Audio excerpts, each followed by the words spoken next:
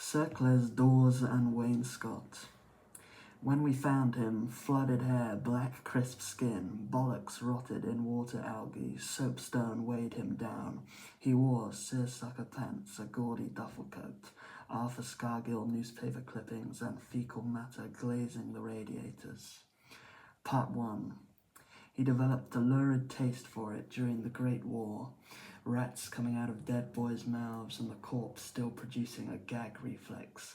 Grey fluid emanating from the larynx. Their bodies pasted with blood, their overcooked sausage skin worm-filled, then the colour of candle wax. Part 2.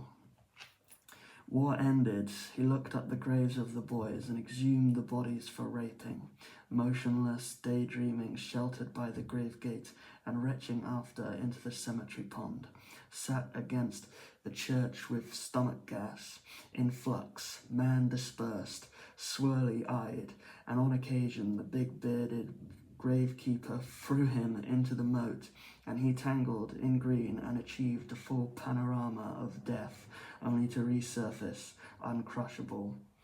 And after that, he drank beer, his ritual, the buried violence in knocking his spunk into the gelid heterosexuals, the skin-rot dust and trapped permanent mortician's perfume subsuming his pecker, the lethargy-inducing musk of paupers' graves, and all through it, thoughts of beer froth. Intermission.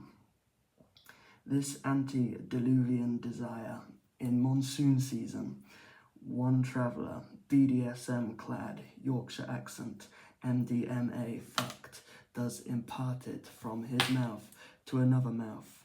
You're on a raft with him, and he face fucks it into you. Frankenstein, dead. He arse bulbs shoots it into your stickleback frame.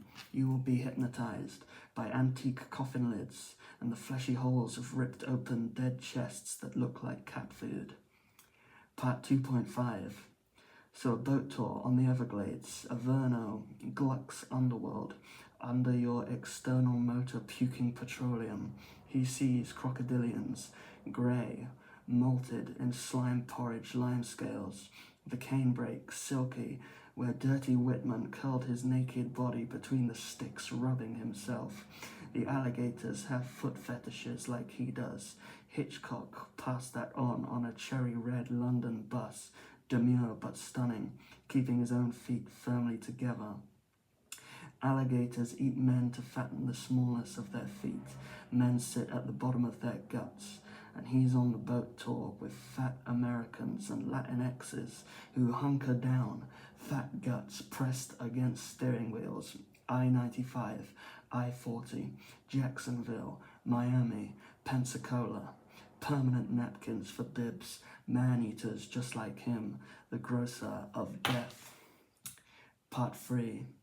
He kicked his habit, kicked it long before the boat trip, kicked it like he would heroin, killed it, kicked it. Still, it gets difficult sometimes, he can't desensitize.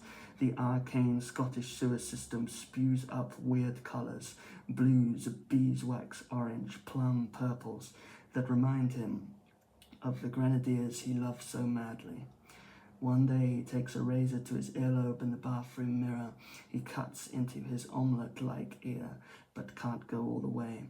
Just vermilion blood on the sink rim, blood in the shaving foam, blood on the tiles. Part 4. One day he's on a park run and sweating through a grey singlet and tracksuit. He has an espresso shot from the park cafeteria and feels like he could shit himself in slurries. No one else is around. He sees a dead boy in the lake, grotty, naked, gargoyle-like, bleeding from wrists and mouth corners, and atop a sinuous bough dangled in the green water. Twigs on and in his sternum, perhaps 23 years old, red hair, blonde eyebrows, chin fluff, thin necklace, toothpaste down his clavicle, his metatarsals peppermint colour, lavish, burn marks dappled over his left nipple, a birthmark on his milky elbow, an earring dislodged and fallen into the stagnant water, cue ball whiteness between his knees, bleached, colourless armpit hair. Part 5. To do it, he had to move ungiving legs like before.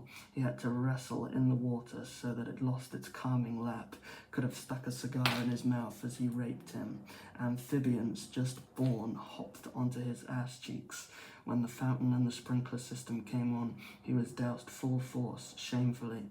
He did it in full daylight, and with every bench around the lake perimeter empty. He bit his lip and drew blood which spilled down his chin, and salmon-orange fishes thirsted on the blood drops. He rubbed his eyes so hard they almost wore out of his face. No women pushing strollers, no dogs or dog walkers. God had set the cuckoo clock figures to leave him alone, to let him, a bad person, do a bad thing in peace. Maybe John Waters was present, licking the merry-go-round up the hill. Maybe Andy Warhol was parked up in his Volkswagen 2 blocks away. But no policeman, no threat. He couldn't go all the way. He pulled out and finished behind a tree onto pond shrubbery. He moaned and breathed irregularly to raise the mirthless intensity. He wrapped his hand around his throat and head-butted the tree to put tail behind it.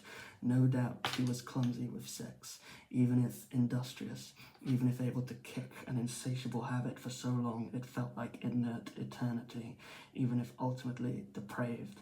But he was dragged into clumsiness, he convinces himself, by German guns and veteran parades, where he saw in the wheelchairs the inanimateness he so often relished to devour, and by Floridians on holiday, by reptiles digesting backwater men, by Scotland's archaic sewage system spewing up the appearance of dead boys.